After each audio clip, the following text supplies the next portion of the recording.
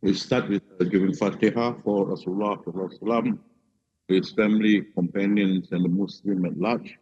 Bismillah ar-Rahman ar-Rahim. Ila hadratul Nabi Mustafa Rasulullah sallallahu wa alihi wa sahbihi wa zuriyati baitihi wa tabi'ina tabi'ina lahum bi ihsan ila yawmiddin.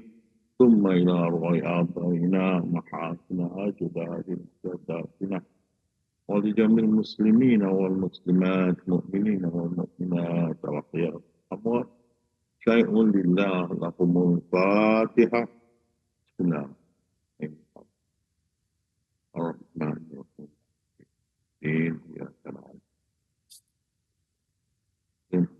صراط الذين أنعمت عليهم غير المغضوب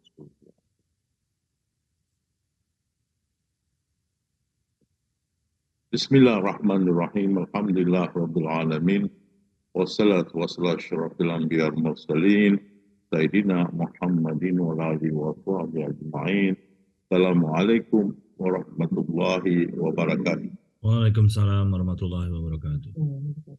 So we continue and just summarizing the previous lecture.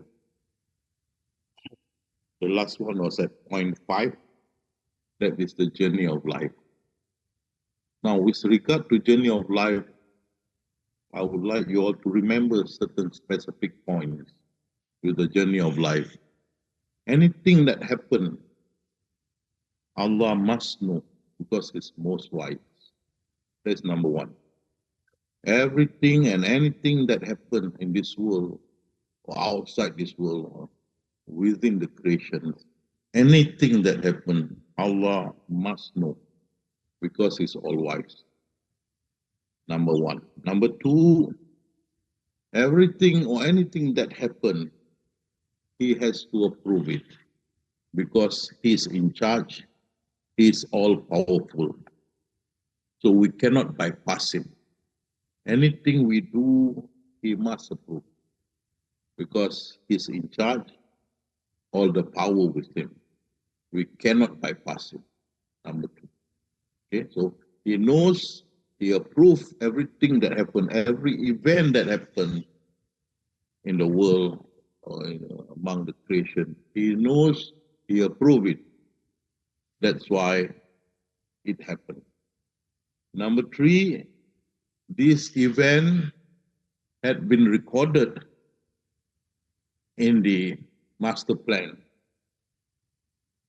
Law Mahfuz is already there because He say He never miss even an item even smaller than atom.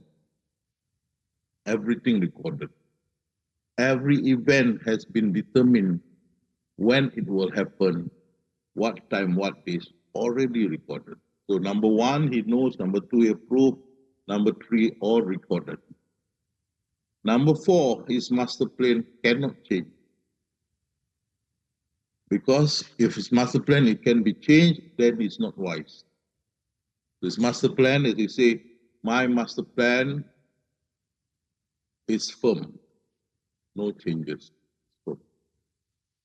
Okay? So one, He knows, He approved it, recorded in a master plan or law mahfuz, no changes or no change at all. And the last one, that everything that had been determined or predestined or determined has reason, good reason for it. If the event is useless, wasteless, then He cannot be God. He cannot be God because He's most wise. So everything that He planned must be the best. So one, everything that happened in this world or among His creation, He knows, He approved it, recorded in the law mahfuz. Nothing is omitted. The law mahfuz is firm, cannot be changed. And everything has good reason for it. You must remember this. Therefore, the hoo-ha about LGBT, we the Sufi keep quiet. These are the hoo-ha among the Sharia. They are fighting among themselves. Some say, no, cannot be. Some say, yes, can. No, they are fighting. We don't care. So we know this. Number one, Allah knows that the LGBT is coming out. Number two, He approved it. That's why it's in now. Number three is in the Law Mahfuz. Number four, the Law Mahfuz is firm. Okay? And number five, there's a good reason for it. Nothing is omitted. There's a good reason for it. Why Allah wants it this way. If you think the LGBT is a big issue, I mean, I'm talking about the Sharia. If you think the LGBT is a big issue, when you go up to bring back those Satans up there to fall to worship Allah, you know their vices, their LGBT worse than us. And that is why we are trained in this world, how to tackle this.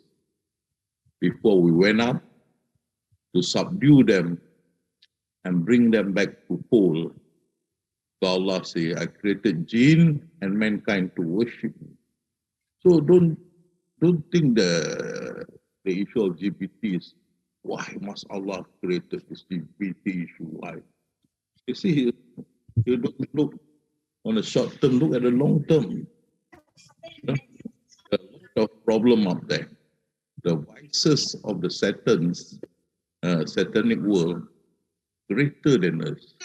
God, Allah trained us in this issue, trained us in this mentality issue. Some people go haywire how to tackle it. Drug issues, alcoholism, gambling, murder, all the vices compared to theirs, I was still novice. But Allah is so great, train us. Ikra, learn. I only teach human. Learn. I only teach human. Knowledge that others don't have, get given to us. So we go up in due time, well prepared to take care of them. Allah also bring down the disease like SARS. It's from them, SARS. H1N1. Them. Okay, so all these diseases, do you think why Allah brought this? Because up there, the pandemic will be greater. Because the satanic world up there has no law and order. All right? Their life full of vices. Like Mecca at one time was before Rasulullah was sent to them. Okay? They even buried, when they ever get an infant girl being born, they buried alive. Okay? So all this are preparation for us as the Khalifa or the Mahdi who will bring back the satanic force back to worship Allah subhanahu wa ta'ala. So the journey of life, we have to learn, never stop learning. Learn. That's why the first word that came down, revelation, is Ikra, learn. Not only read, but learn. And Allah said, I give you knowledge, I give human knowledge that they did not know. And we have more knowledge. It's not that we have the brain, the animal don't have brain. Mind you give a monkey and a stone, they take, give a monkey a banana and a stone, they will take the banana and stone they give to you, and you say they got no brain. Right? They got brain. But the knowledge they were given limited. But we are given greater knowledge. because we are given the trust which Allah did not give, which the mountain did not want, the earth did not want, the sky did not want. We took it, the trust. But the trust bring back the satanic world or people or satanic force back to worship Allah subhanahu wa ta'ala. Okay. So the hoo-ha, for we Sufi, just relax one corner and watch. This is what you say, the master plan is moving. It's moving, the master plan. And it will keep on moving, don't you worry. There are many more to come in future.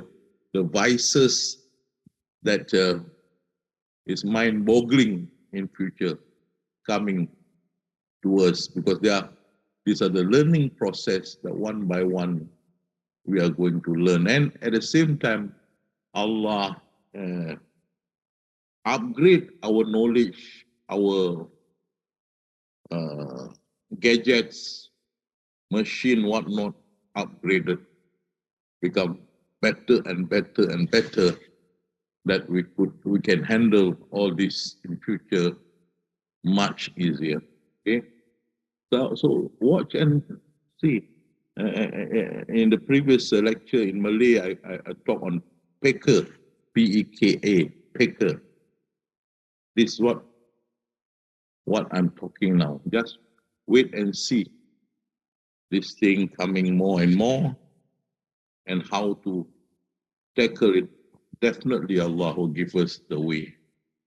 In due time, drug will all be subdued. We can overcome it. All the dangerous diseases, cancer, leukemia, whatnot, we can subdue it. We can also subdue alcoholism, gambling, and so on, because Allah had said in the Quran, everything in earth and the universe I have made subservient to us human beings. Subservient. They are under our control. In times, we control all this. Okay? But slowly, not in our time, but in the future, it will all be under control, because Allah has said everything in heaven and earth are made subservient by the human. Okay? So that is just an introduction. So in the journey of life, all this will meet. Okay? But relax one corner, ROC. Relax one corner. You can't do anything. This is the movement of the Loh Mahfuz. Right? Right? We can't stop with getting older. You agree, right? If possible, we want 25 of each. Stop growing old, okay? But that cannot be. It moves, right? It's still moving. Like for me, I just passed my birthday just 1-2 weeks ago. So when they mentioned my age, I say, oh my God, I'm that old now. Right? Nobody want to be old, but what to do? It moves. You can't stop. Even when the astronaut was in the universe, they saw the movement of the universe was very fast passing them. Very fast. Time fly very fast. Okay. In times, those who in my age group, we no longer exist. Our children will replace us, then grandchildren and so on. Okay. So it is a journey of life, right? Until you reach the stage 6. That is the death, the door of death. Everyone have to go through it. There's no two ways about it. Right? We come in from the door of birth, we go out door of death. Every one of us will die, except Allah. So we have the first, we are the first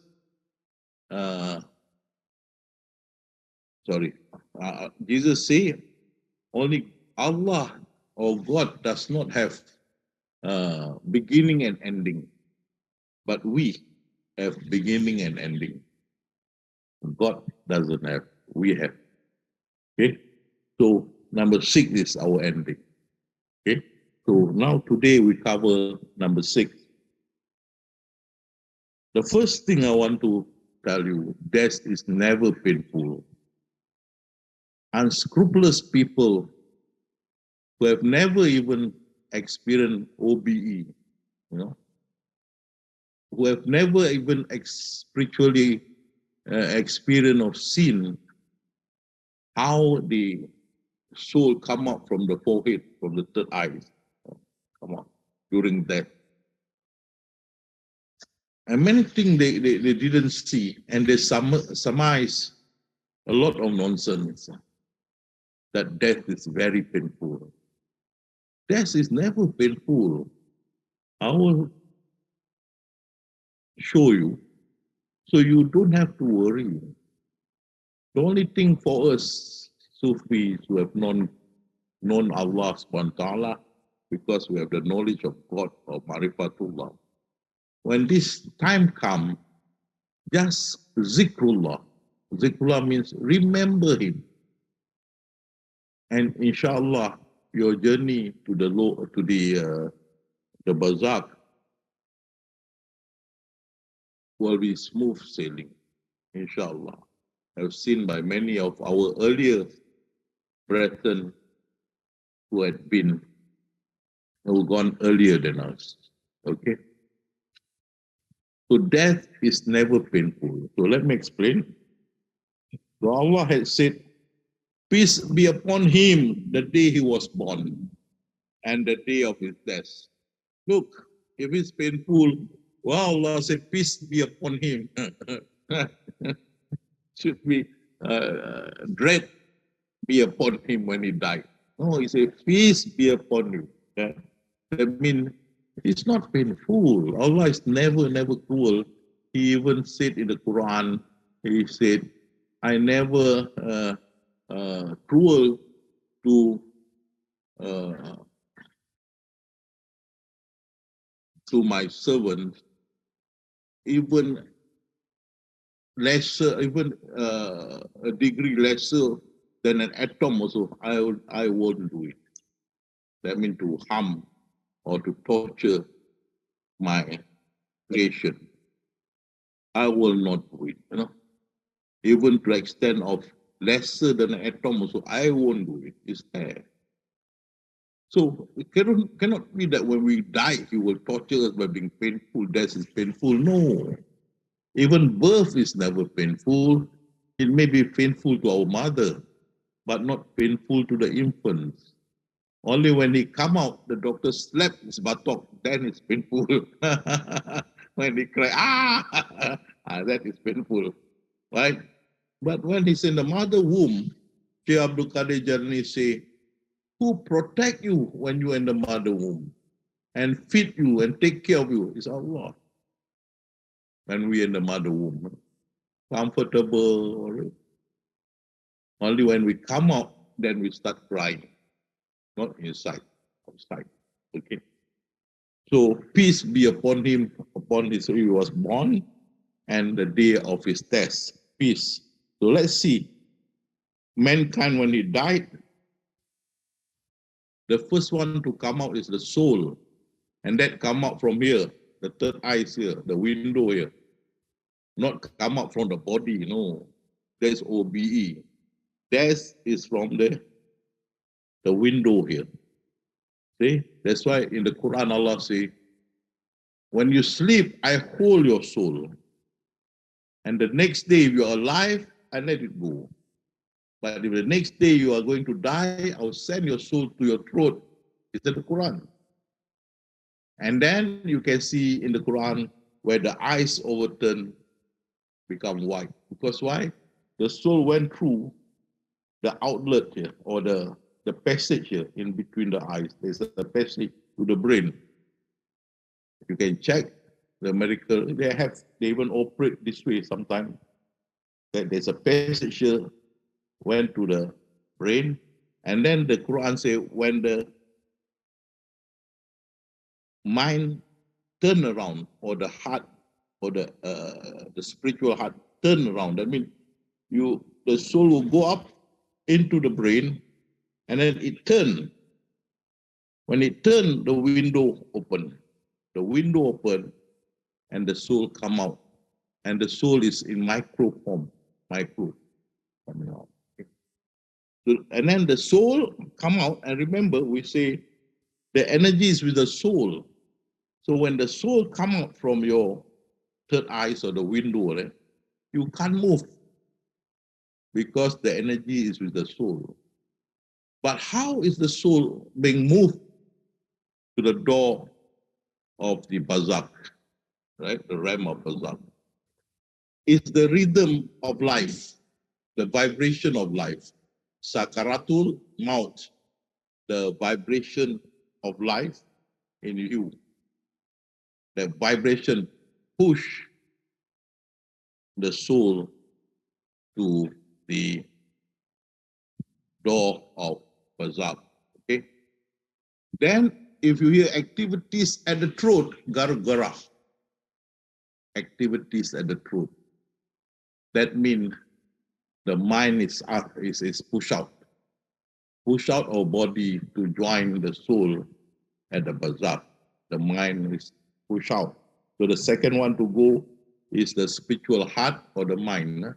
Spiritual heart or the mind go out to join the soul, because the soul without the mind is a blur soul, can't think, can't do anything, no brain. So the mind must follow. And you see, this first the soul come out, and then the spiritual heart or the mind come out. These two also happen in a person when coma. When a person in coma, same thing. Okay, what left is the body and life. The life that keep on, the body still okay, but the mind and soul, the spirit left the body. The combination of mind and soul we call spirit left. Now, if a person in coma, you slap, you kick, they won't feel anything. They won't know because they're in coma. Same like death. When the mind and soul is out, you don't feel anything after that, because spiritually you're out already. What left is the garment and life. Okay. So after that, then you see the life we take us. So after the commotion and the activities of the throat, gargara, it's called gargara. Then you see the mind left. Then afterward, you can see whether the head is pushed up or the leg is pulled down.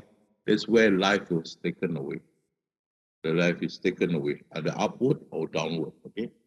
So then life. See, so life is taken after life, the third stage. First stage, the soul. Second stage, the spiritual heart or the mind. When these two come out, you are in coma already. You don't feel anything. Okay? And then the life pull out. So you don't feel it. Okay. Remember what I say. Now this for normal death.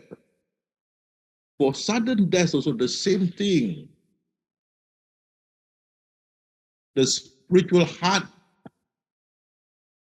and the soul come out immediately. Or we call it spirit. Come out immediately. And thereafter, it will be taken to the barzakh. You can see in this video.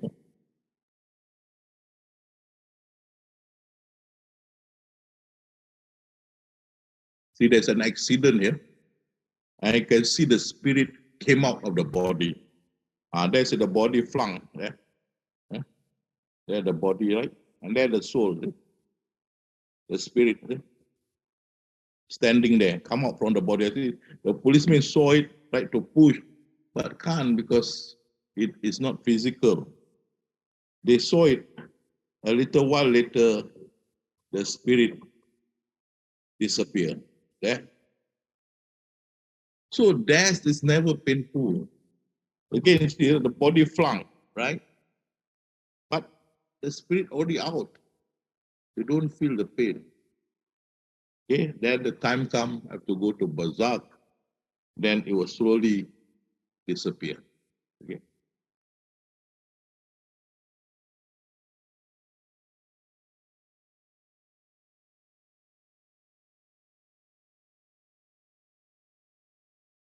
He stand there waiting to be called to the barzakh, and there it goes.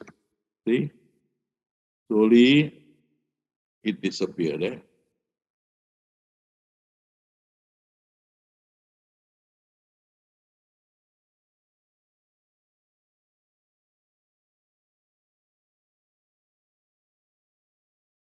Yeah, it stopped. Sorry.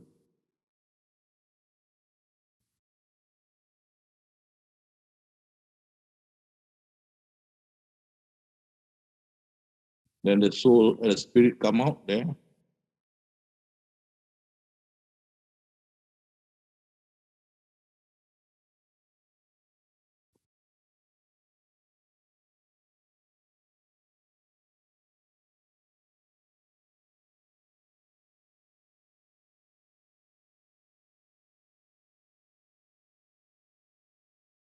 There disappear. Okay. So death is never painful. Never, never painful. Don't let people uh, side, sidetrack you to think it's painful. God is never cruel. Okay? Then death is a mercy. Okay, it's never painful. It's a mercy. You know, many people want to die, but was not given. For example, some going to face heavy misfortune the next day or day after and so on. So he just cannot face the misfortune. He prefer to die. That is God's decision, not us. Okay? But in any event, God will not burden you for a burden that's greater than you can bear. So as long as you can bear, then you can live. So if your body, although a lot of wounds or injuries, but you can bear with it, God will let you live. Because the burden you can still bear. But you can't bear the burden of the worldly burden, God lets you go. He never will torture you so that you will suffer. So you see, people who are handicapped and so on, as long as they can carry on with their life, they're all right. Okay. But once they can't, Allah will take them away. Because that is the promise of the Quran. I will not burden those who can't bear the burden.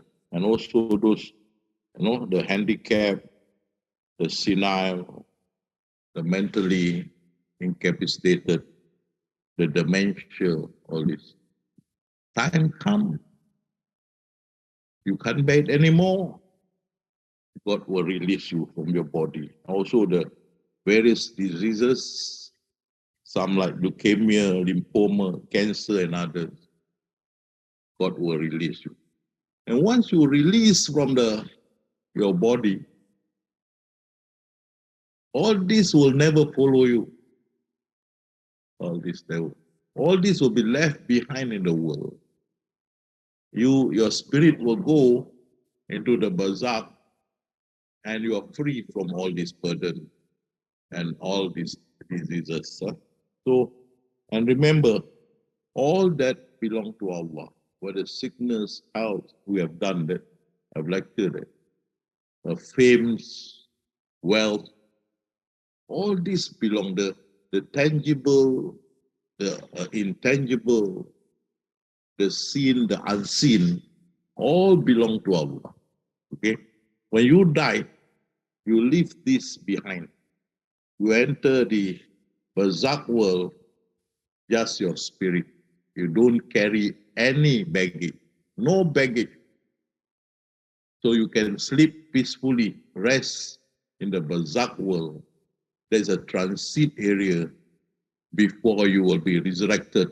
Inshallah, next week, I'll be covering this, the resurrection period, right? So you'll cross over from the world, you cross over to the barzakh world, and you rest. And mind you, Allah had said, not a minute late, not hasten a minute earlier. You died right at the dot. You died. That means the spirit left the body, entered into the barzakh world. And the barzakh means barrier. Arabic barzakh, but in English, barrier. You enter there, and it's a barrier that you won't come back. Only by miracle you can come back, as in the case of Lazarus, we can see later. But once you go in, you will not come out. Even if by miracle you come out, you will not remember what's going on in the barzakh world. Okay, barzakh means barrier. You can see. So we can see once you cross over from this world to the other barzakh world, you cross over. The word is crossover. They always use the word crossover. So all things belong to the Creator. You cannot bring along no baggage, which all this belong to Allah. As Jesus said, in such wise that nothing can lay claim to anything. Soul, sense, there's a mind, flesh, time, goods, and honor, all are God's possession. Absolute. Okay? All belong to Him, so you have to leave it back. And that's why everything comes from Him, back to Him. Inna lillahi wa inna ilahi rajiun. Everything comes from Him, back to Him. You don't bring the baggage over. There's the barrier, the crossover. You go in without baggage. Okay? And you go in with your original soul that came down the first time to the world. That is the soul. The first time came down, enter into the infant body and start acting. When the acting is over, the soul come out again, enter the barzakh world. Once enter the barzakh world, the soul will be back to its former self before it come down to the world. Okay, so you can see this. Jesus say, "Oh, madness of man that weeps over the body from which the soul is." It's crazy, isn't it? First, the body is already discarded. Body that cannot be used anymore. If it can be used, Allah is most fair. He will let you live. The body cannot use anymore. That's why He let you out. Okay, and when He let you out, that body become rotten without life. It's a body, it's a rotten body. Why are you whooping? Some of that body belong to Allah, not belong to you. Oh, this is my son. Oh, this is my husband. Oh. Look, this is a body. Not your husband, not your son. It's a body. And it belongs to Allah. The spirit of son or spirit of your husband already went to the barzakh, and they will go back to their former soul that came down to the world. Totally different form. That's why when we see at resurrection, when we were resurrected, Allah will give different body, new body, not the old body. And this way, I heard this Sharia talking about, you'll be resurrected just as you died. That is impossible. It's crazy. If a person is bombed, like what you call this, the suicide bomber, the whole body in pieces, resurrected in pieces. Doesn't make sense. A person got collided in an accident and the brain splatter on the road. He be resurrected with his brain splatter. Doesn't make sense. What they're talking something. And they say also that a baby, how baby resurrected, infant died, how? You know, can't do anything, just crying. Oh, those who are being burned, how resurrected the ashes? No, but in the Quran we can see when we do it next week, resurrection, Allah give us new body. That is fair. And the tradition say all 33 years old. So no grandmother, no grandfather, everybody is same, 33 years old. We'll see that next week. So it's crazy to weep over a dead body, something that does not belong to you. It's just like you cry on a grave. Oh, why you leave me a cry? And then someone come, hello man, why are you crying on my mother's grave? Somebody else's grave. You crying. Really? Yeah. So come to senses for the Sufi. That's why when this thing happened, we say, Inna lillahi wa inna ilaihi raji'un. Okay. Those hadiths come from Allah back to Allah. Okay. So you won't be depressed, you won't be, grief and so on. You accept this is the journey of life. There's the end for her or for him in his acting in this world. Okay? And worse, some make it a shrine. The body, they bury it and make it a shrine. What great about the body? Oh. And they go to the shrine and ask for their dua to be fulfilled, and that make it worse. Okay?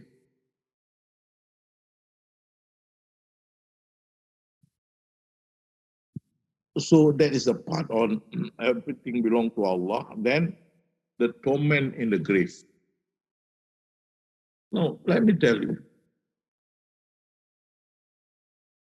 The Chinese are saying, hey, we are lucky, cannot be tormented in the grave. Why? We are burned already, what? How to torment? Burn already. Huh? So, like the Muslim, they'll be giving back their soul and be questioned, and they can't answer, then they'll be whacked in the graveyard, you know. Hey, they say, we are burned, no need to, we are escaped. But also remember, this torment in the grave is never mentioned in the Torah. It's never mentioned in the Bible. How? Is it only the Prophet Muhammad Ummah only being tortured in the grave? What about the others? Right. We never mentioned, and in the Quran too, never mentioned about torment in the grave. No mention. Okay. So if they say, oh, God, tradition cannot overcome the Quran. The Quran say very clearly, you cannot make those in the grave to hear, or people who are dead to hear. Very clear. We'll see that later, but we go one by one. Rasulullah sallallahu alaihi wasallam forbid, one time forbid us visiting the grave. Look, if visiting the grave is a big thing, why the Prophet forbid us? And only he allowed it when the companions say, oh, Prophet, let them visit the grave so that they will be repentant, you know, or remind them of the hereafter, repent, you know. then he allowed. If visiting the grave and reading the Quran on the grave or supplication on the grave will help the dead, the Prophet would allow it. But he did not. Until after a period of time, the companion has to plead to him, please, Prophet Rasulullah, if they go to visit the grave, remind them of the hereafter. And they can repent, they can be good, and then he allowed. And even to that, the question of woman visiting grave, again, you can see, them are the women who visit the grave. If visiting the grave is good by them. No.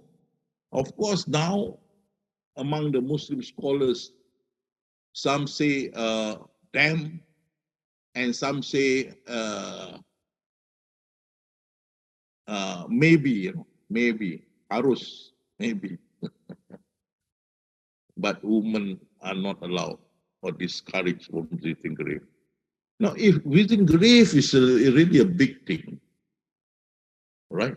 It's good reading the Quran on the grave, supplication and whatnot. The Prophet would have allowed. No, even a woman until today disallowed by many of the scholars because of this tradition. Them are the women who visit the grave. Okay. And here you see the Quran very clearly. And not equal are the living and the dead. Indeed, Allah causes to hear whom He will. But you cannot make hear those in the grave. So what? It's very clear here. What a good Quran, read the Quran in the grave. Oh, supplication, dua, or doing the meditation at the grave for the dead, the dead. Look, you cannot make hear those in the grave. You cannot. And the Maliki, especially the Wahhabi and the Salafi group, they disapprove all this. They won't allow. To them, you are wayward if you do all this, reading the Quran, doing the meditation, whatnot, the supplication of the grave. They say you are the bid'ah, innovation, which is wayward. Okay? We see that later. But there are other issues that you must tackle before you can say torment in the grave is true. You can see, I just quote a few, not all. Tradition cannot contradict the Quran. The Quran says you can't make the people who are dead to hear in the grave. Cannot. And then not mentioned in the Torah, Bible, and Quran, not mentioned about torment in the grave. Don't have. Even the Quran.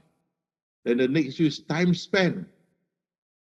Now, many of the scholars say this will continue until resurrection. Until resurrection. My God, man.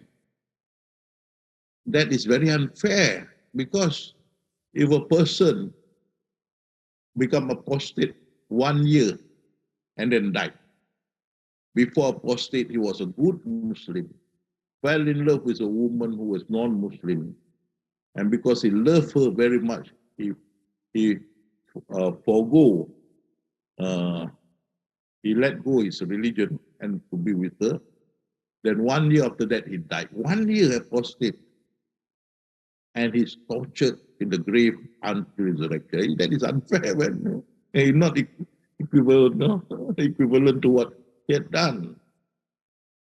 Then those who died during the Japanese World War, still being tortured. And that's who died today. Those who died in Japanese World War say, you are lucky lah, you died today. You know, we kena hantam only from Japanese, no? World War. And then you hear from voice from behind, still you are lucky what? You were tortured in Japanese. You know, we are during Noah time, you know, we don't follow his boat. You know, From Noah time, we got ding dong, ding dong, ding dong until now. And they say, yeah, we from the Lord time also now, ding dong in the grave. You see, you cannot answer this. It's not in the Quran, not in the Bible, it's not in the Torah, and then you cannot explain why there is no time limit. And that is why I heard one non-Muslim say that Islam is a religion that will be punished twice. What twice? First in the grave, and then after that in hell, you enter hell. So this hadith is suspected. Okay, that's why many of I put a khilafiyah, that means they're irreconcilable between the scholars. Some say it is a ahad hadith. That means the narrator is one person, cannot be used. But others say can be used. But you have this all to explain. You want to accept the hadith. It's difficult to accept. Then you have the body farm. You know, in UK and Australia, sorry, UK and US, they have the body farm where they put the corpse 1 day, 2 days until so many period of time, and they study. So they know when they found the body at this stage, they know how old the body is. 1 month, 2 months, 3 months, 1 day, 2 days, they know, because they have this body farm. You can go to the internet and check the body farm. And this under close scrutiny, under the CCTV, close scrutiny of the body, 24 hours. Why they don't see the torture? They don't see. No torture. Right? And some even in the body's mortuary, left 2 weeks, not being claimed. Nothing. So it's difficult. As I say, it's not mentioned in the Torah, it's not mentioned in the Bible, it's not mentioned in the Quran. This torment in the grave. Allah is not cruel, you know. And then when are you being judged that you are tortured? Who judged you? And I don't have. Then incinerator, those who are being burned, right? Then punishment for the failure, right? Who is your God? Who do you worship? You can answer that. Bang, bang, bang. Who is your prophet? Cannot answer. Bang. Not because of your sin. You're being tortured because you can't answer the question in the grave. That is the matter. He may have killed thousands of people, and yet he was tormented in the grave because he cannot answer question. Doesn't make sense. Okay. And then applicable to the Ummah of Muhammad only, because it's not mentioned in others. So this torment in the grave suspected, the tradition suspected. And for us, Sufi, and from me personally, for the spiritual view, no such thing. This tradition is not correct. Okay? Furthermore, it go against the Quran. And under Islamic jurisprudence, tradition that goes against the Quran, that tradition is squashed, cannot be used. Okay? And look at the Maliki scholars.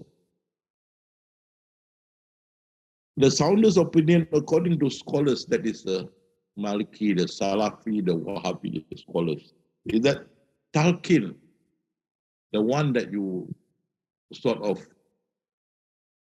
preach at the graveyard to the dead, supposedly dead. If Malaikat come and say, who is your God? You say Allah. Who is your prophet? The Prophet Muhammad, or the Talqin. To the dead is not permissible. Not permissible. And this is also this Maliki is part of the Ahli Sunnah wal Jama'ah. No? So among themselves they cannot agree. It's not because if somebody died in Mecca or Medina, they will go, they put the body down at one time. It's sort of a cave like that. They put the body side by side, one on the right, one on the left. I don't see any torture. Every day people die. They don't believe all this. So that you can read what I've written there. These are from the Maliki schools. And then we have the barrier. Barzak means barrier, the barrier. Okay? So to every people is a term appointed. When their term is reached, they can neither delay it for a moment, nor could they advance it. Time come, you have to go, you have to go. There's no delay. That means what I'm trying to tell you is that your spirit will, without delay, will enter into barzakh. No more acting. You want to act anymore, cannot. You want to be Romeo anymore, cannot. Romeo died. Now you have to go there, become zero. Go in zero, no more Romeo. Right? Okay. Time come, you have to go. Because see you, the time appointed, at what age you will die, and then your soul enter into barzakh. And here you see, when death approaches any of them, they say, oh, let me go back, oh my Lord, I will become very pious and what that. God said, no, by no means. It's just an utterance. Because behind them is a barrier, the barzakh, the barrier. You cannot come out. Enter is a barrier, cannot come out unless miracle cannot come out. Then you rest there until the day of resurrection. You rest there. It's a transit area. You stay there until the angel blow the horn, resurrecting you all, then you'll be resurrected. Okay? But stay there. And then when you resurrected, the thing that you ask, who wake me up from my sleep? See that? Who wake me up from my sleep? That means in the barzakh, we are all resting and sleeping until our spirit, not actually sleeping, more like resting, until we are brought back to life, resurrected. And see here, and this Lazarus. See, this lady had approached Jesus and say, oh, Jesus, my brother Lazarus is very, very sick. Can you come to our house and cure him? Jesus say, you go back first. I'll come later. But he will die. No, no, no. Don't worry. I'll be there and you will be alive. Don't worry. So they went back. After many days, Jesus visited the place, Lazarus' house, and saw the sisters were all crying when they saw Jesus. They were saying, oh, prophet of God, you say my brother would not die, but we already buried him already about 4 or 5 days already in that stone tombs. So Jesus said, no, no, he's sleeping. He didn't die, he's sleeping. So they'll say, what, sleeping? We already cover him with shroud and put him the stone tomb and say sleeping. So Jesus said, let's go and open the stone tomb and you can see sleeping. You know. So they all went to the grave. They pushed the tombstone head, the cover up. And of course, after many days, the smell come out, you know, because decayed already. So all those who around say, wow, he slept until he smelled. Just to hit on Jesus. Wow, he slept until he smelled so bad. Where he died only how many days, you know. Then what Jesus say?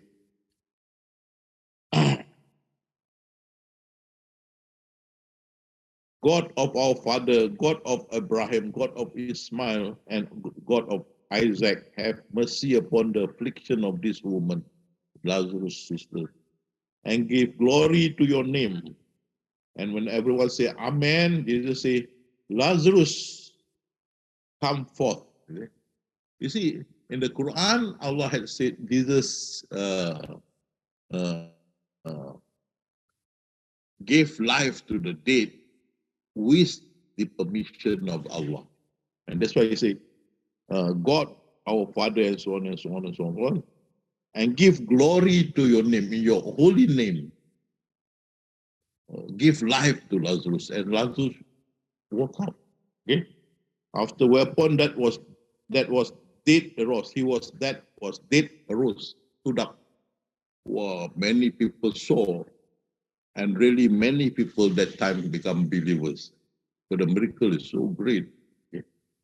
And that is what we say our prophet did not use any kind of this miracle, yet his followers are greater than Jesus. So Jesus said to his disciples, loose him, that means take out all these shroud. For he was bound in a grave cloth with the napkin over his face, even as our father were accustomed to bury. Okay? That's the way they buried. Come to life. And yet Lazarus, if you read Gospel Barnabas, you read. I gave you the chapter there. You go. You can see he did not remember how Bazak is or was. He can't remember. He did not talk about it.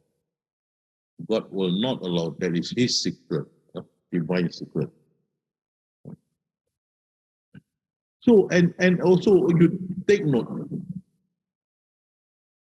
Lazarus also did not talk about torment of the grave. Did not. Never mention about torment of the grave. Torment in the grave. Never. Okay. He was resurrected. Okay. He may not talk about the barzakh, but he may talk about the torment in the grave if there was a torment in the grave. He did not. Okay.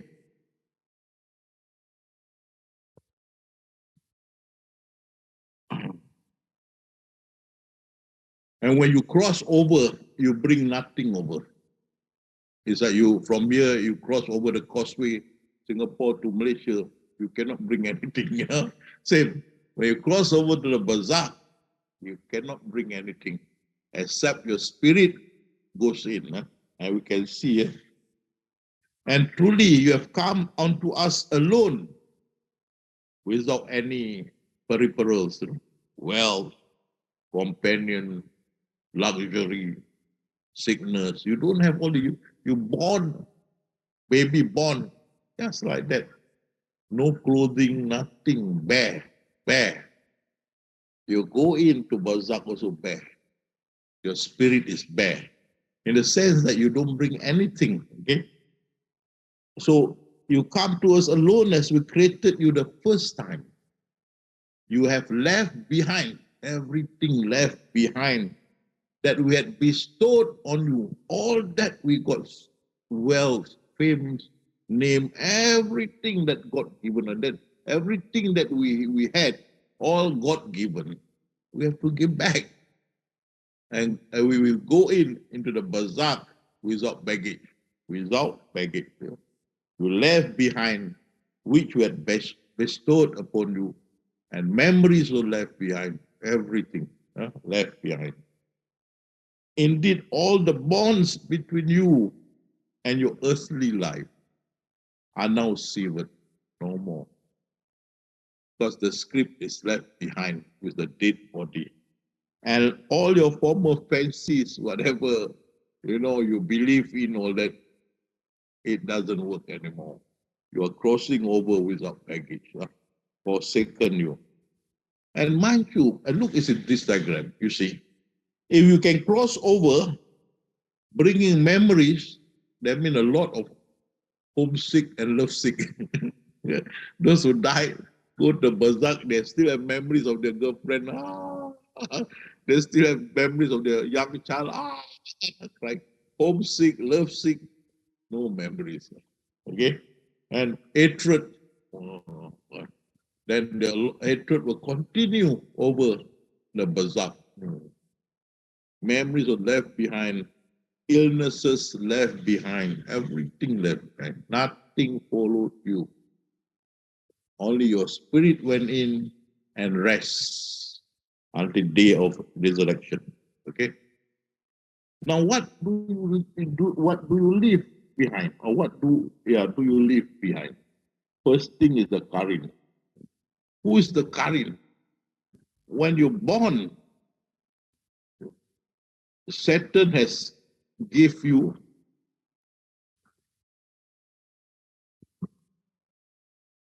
this one Satan to be your twin, accompanied you all throughout your life. This Satan will be your twin, accompanied you throughout your life.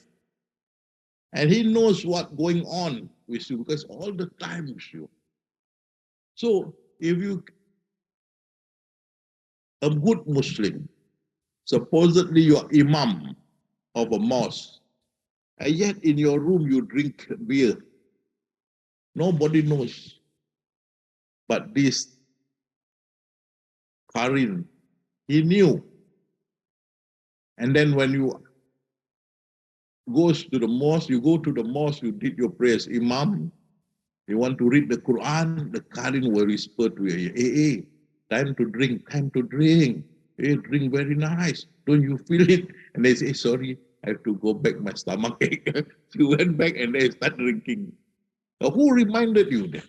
The Karin, he knew your weaknesses. Okay? And then you're supposed to be a holy man, never watch woman, right? But your mind is foul. But so your eyes cannot keep still, you will go astray, you know. So therefore, you quickly buy a dark sunglass cover. But Kari knows. Hey, look to the left. There, beautiful one. They are your twins. I mean, this Karin is a Satan, is a twin, and he only pension when you die. They have no more job, pension. Okay, and this is what said by Rasulullah to his wife Aisha, because Aisha was a bit jealous of Rasulullah, and Rasulullah says, "Satan is with you," to Aisha. And Aisha said, oh, Rasulullah, is Satan with me? And Rasulullah, yes. And Aisha said, do all human beings have Satan with them? And Rasulullah said, yes. And I said, you too, Rasulullah? And Rasulullah, yes. But Allah protect me from Satan. Okay. So every one of us have this devil. And sometimes, if they can manipulate you, you can be insane. Schizophrenia, you can hear whispering, whispering to your ears, and you become mad. Schizophrenia. This is Satan, whispering. Apart from Karin, you left behind your memories. Left behind. But the point that I'm going to discuss with you is the memory in the form of our features. Is it the memories is in our features, our face, our body? Is this the memories in this form? Okay, because you can see animals, cat and dog, they can trace, the grave of their master. And every evening, they will visit the grave of their masters. How do they know? When this master were buried, they were not there. But later, the next day, in the evening, they come to the grave and sleep. And every day, how do they know? You want to say the smell? Well, it's 6 feet underground. Where the smell? And above the graveyard, normally they put some some kind of spices, whatnot, The smell cannot be there. But how did they know? Is it the memory lingers at the grave? And this memory in the form of the master, and these memories could be seen by this animal. So they know the master is there because the memory is there, and the memory is the shape or the features of the master. So you can see here, the dog every evening will sleep at the grave of the master. Okay? Or the cat, this in Malaysia, every evening will go, I think Indonesia or Malaysia. They'll sleep at the master's grave. How did they know? Cannot be the smell. Worse, the smell after a few days will be rotten. Cannot be the smell of the master body anymore. But how did they know? Is it the memories linger there and the memories look like us? And it's very pertinent point to remember because we're coming back to it shortly, okay? Reincarnation. Okay? Now, if you look at this 10 story, when you are free, you go through it. I put the 10 stories where children are born or children were born and say, hey, I was born another time before this, and my name is so and so, my wife so and so, my children so and so, I stayed at this place and I died at this time. And they check through. Okay, true. And this many incidences reported true. And you see the Buddhist monk, when the monk, the heavyweight died, they will look for these children who are supposed to be resurrected of the powerful monk who died, and they found it and they'll bring it to the temple. And these children will be guarded by the temple because they are a reincarnation of so and so. But one thing all of you must bear in mind, and this is very pertinent, it's very important. This supposedly to be reincarnation, when the children or the child become adult, disappear. He become back his normal self. He's back to his normal self. His normal being controlled by the other life. So it cannot be resurrection. If somewhere along the line he come back to his own self. So what governed him when his age from 1 to the 15 or from 4 to the 15, he claimed to be so and so, but after 15 years old, he's back to himself. He's not bothered about the other entities. Why? Who governed him or controlled him from 4 to the 15 years? Is it the memories? Memory of the dead enter his body. So you can see from this 10 reincarnation, you read. So many of the famous people or some people who famous, their soul being reincarnated, supposedly reincarnated into the child. But you see, when the child reach age about 15, no more reincarnation. He back to himself. So that during that period that they say reincarnation, is it reincarnation? I don't think so. But what governed the child to be the deceased person? My point is the memories. Okay, the memories enter his body, and the memories that govern the boy to claim that he's the incarnation of the deceased. Apart from that, you can also have the Karin. Karin can also do that, enter the child's body and pretend to be reincarnated. But my story is more of the memories. The next one, haunted. Haunted. Now, you see, sometimes now, I want to stress this very clearly. When the haunted can be Karin, I have no problem with that. But the haunted also can be memories. The memories can be at the graveyard. The memories can be in the bedroom that a wife will feel very sad every time enter the bedroom, and it soundly remind her of the deceased husband because the memory is the bedroom, the memory. Okay? If the memories dwell in that house, never go on out, but is the features of the deceased, right? So you can see like this ship coming down, right? It's just like a fleeting image moving. Now,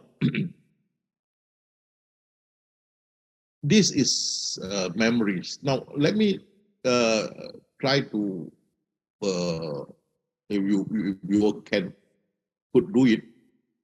I'm teaching you. Hopefully, you could do it. You download your memories that you are very familiar, like I had done a few times. What I did was, I live in a kampong in Singapore in the 60s. And when Hari Raya time, I have many neighbors. Some will cook ducks for Hari Raya. Some will do this, do that, a lot of works. What I did was, after I download the memories, I went into the memories. I walk beside them. They are working. You walk beside them, you look at them, but they cannot interact with you because they are memories, right? They are memories, but you can see them working. You can see your mother cooking. You can see everything, but you cannot interact because they are memories. But yet you can walk from the one end of your kampong to the other end. You walk slowly and see them working, but you walk through the memories, memories. So the memories are there or were there. So here also the memories in the house and the memories in the shape of the woman, as you can see. And then a fleeting image, it moved. But it cannot interact because it is memories. But when these features interact or act, and that is not memories. Memories are fleeting image, but cannot interact with us. We can see the fleeting image. But when interact like this one is a demon, it become demon or Satan. See like this one, huh? We can see she was sleeping, and what happened? What the heck? This demon, this is not spirit. Spirit don't interact. Okay? She was sleeping and she was pulled down from the bed. I see this one. What is this? Suddenly the blanket went up. Can you stop playing? And I see just a doll. Can you leave this The stop? doll could Can move. you stop? Threw the doll away. I see this one again. What happened? The blanket rises up. It's not memory. These are Satan. See the hair being pulled. See the hair?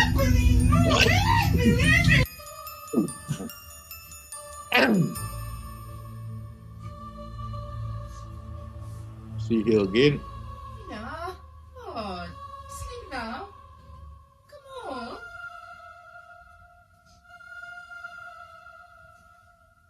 on. There, see? A black figure coming out at the side. These are not memories. Mama is tired. Come on. These are demons. What the hell? Get out! My God!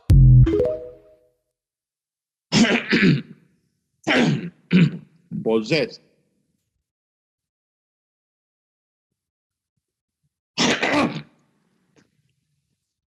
Possessed is when devil entered into your body and control you. That is possession. You can see here in this.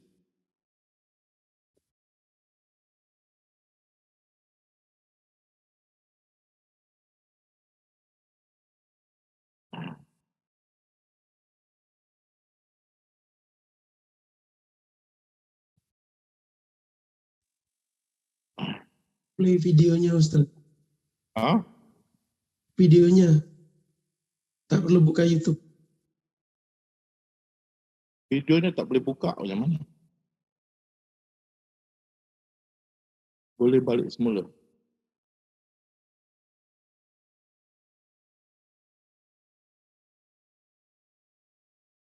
Waduh.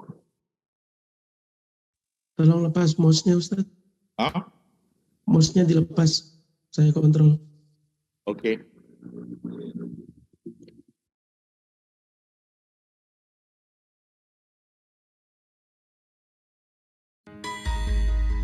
Here we see the possession. The woman was buying something. A woman then appears to suddenly she was become possessed. possessed while shopping in a supermarket, and the apparent This is the incident was devil, all captured the on demon surveillance. enter her body. Possessed.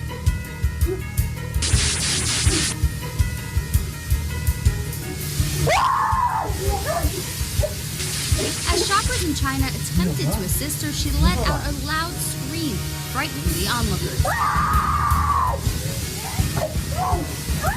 The video was posted on China's version of YouTube, and thousands of viewers are circulating the footage online. While we can admit that the video is kind of creepy, its authenticity can't be verified, with some people commenting that it could be staged. Be sure to watch Inside Edition. And then this is schizophrenia. Okay? And this is a whispering of the devil and make the person mentally disturbed. You can see Allah has said, one whom the Satan lured, bewildered, and on the earth. That means the whisper make the person lured. I mean, bewildered. That means confused, right? And become insane. Okay, this is the schizophrenia. Now, next I'll touch on Rijalul Ghaib. Rijalul Ghaib are those who died, Matthias. They died, and they are not in the barzakh. The Matthias are not in the barzakh. Remember this. And this is what the Quran says. But do not think of those that have been slain, the Matthias, in God's cause as dead. No, no, no. They are alive. With their sustainer, have they their sustainer. That means God give them sustenance. They are with God. They are not in barzakh. And these are the Matthias. And you can see in the tradition, their abode is in a green dome at the side of a river near the door of heaven. So somewhere the heaven of the seventh heaven, one of the heaven up there. Their sustenance came from heaven every morning and evening. They are not in the barzakh. They are in the one of the seven heaven. Okay. So that is Rijalul Ghaib. Okay. We stop here, and I will continue this next week, going into resurrections. Then after that, we're going into the judgment day and all that, and paradise. But next week will be on resurrection. So as I say, I cannot do the zikrullah with you all. You have to train yourself, because even now my legs start throbbing already. Because still not 100%. I have to put my leg up most of the time. Okay. So inshallah, nice to meet you all again. See you all next week. Wabillahi taufiq wal hidayah. Assalamualaikum warahmatullahi wabarakatuh.